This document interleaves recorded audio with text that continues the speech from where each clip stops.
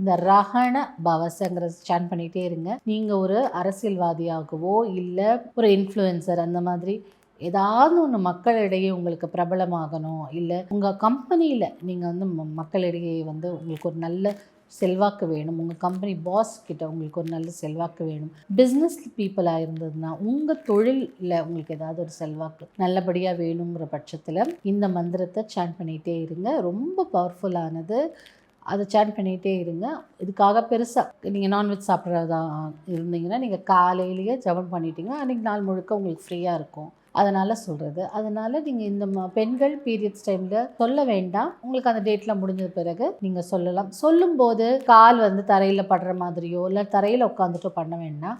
ஏதாவது ஒரு பாயோ விரிப்போ விரிச்சிட்டு பண்ணுங்கள். இல்லை சேரில் உட்காந்து பண்ண தான் இன்கன்வீனியன்ட்னா அது ஒன்றும் பிரச்சனை கிடையாது. ஆனால் கால் கீழே ஒரு மேட்டாக ஏதானு ஒன்று போட்டுட்டு அதுக்கப்புறம் நீங்கள் இதை சான் பண்ணுங்கள். ரொம்ப பவர்ஃபுல்லான மந்திரம். ட்ரை பண்ணி பாருங்கள்.